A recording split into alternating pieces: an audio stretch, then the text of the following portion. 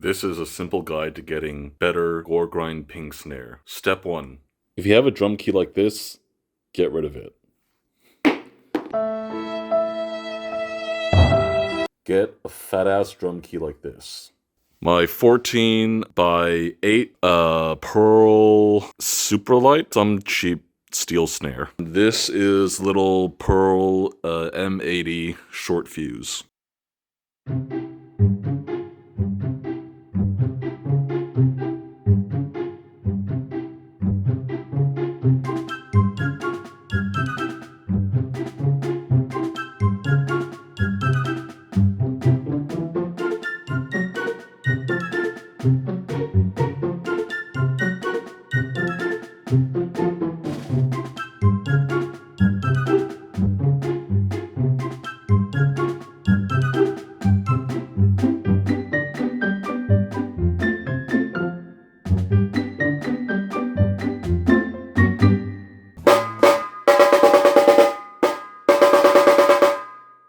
That's what I call ping snare. Ping snare technique? You never hit the center. You always blast on the rim. I think the resonance is okay.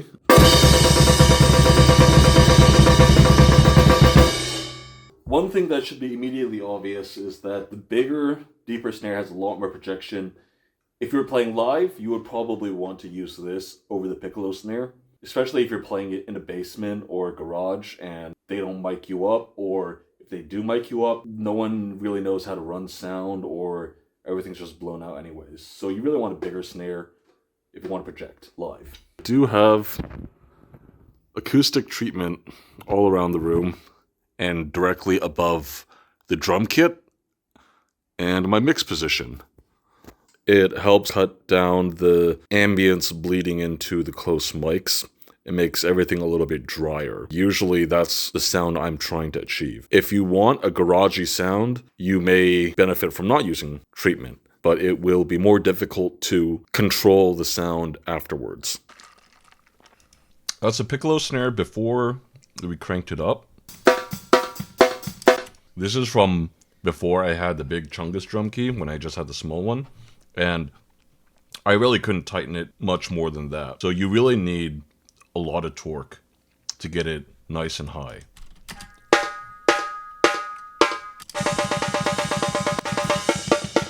That's a piccolo snare after we cranked it up. Let's check out the top mic real quick.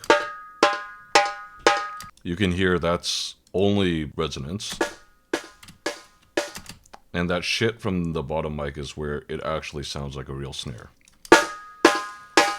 This is the raw sound of the mic.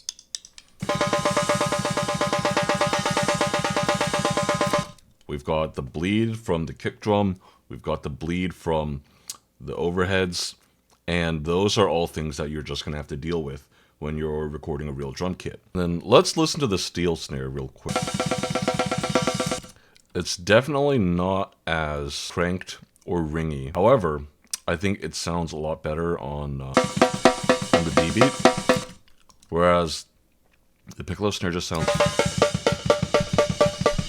choked. It sounds like a tin can on the D beat.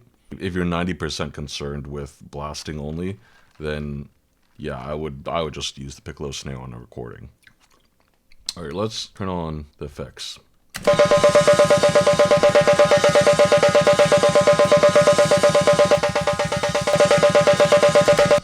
I am against buying a ton of plugins. You just don't need them. There are some very specific types of plugins that your DAW is not going to have stock, or their stock ones don't work that great. That would be like reverb. Reaper's reverb, trash. You definitely need some kind of distortion or saturation. Third one, some kind of transient shaper. Works on the transient of the signal, and it's level independent.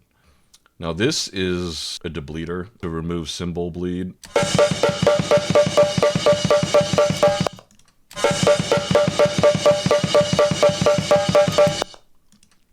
This decapitator, everyone should just get decapitator. I put this on like every single track. It's distortion, it sounds great.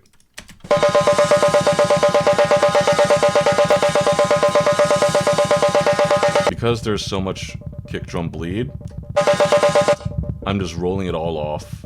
I also didn't want a lot of the cymbals. Now pay attention, this is the money shot. This is the resonance of the snare. Like, most snare fundamentals are going to be in this 180-ish range. And then up here, it's third order harmonic. And this is just entirely dependent on how you've tuned your snare. You're going to have to try and sweep it out yourself to find where to boost to make it really annoying. Okay, this is a transient shaper. I have the sustain cranked up. Let's check out the snare in the context of the entire drum bus. I've started doing crush bus. I am sending the kick and the snare to this bus. Sound Toys Double Oak. Now, obviously, you can't use that just by itself. It makes it very aggressive in your face. Now, I've written a small demo Goregrind song here.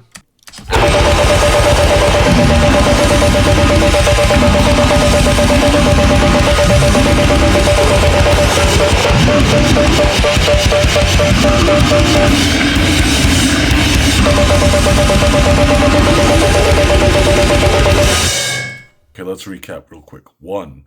Fuck your tiny drum key. 2. Crank the top head until you can't. 3. Hit the rim, not the center. 4. Boost the second or third harmonic.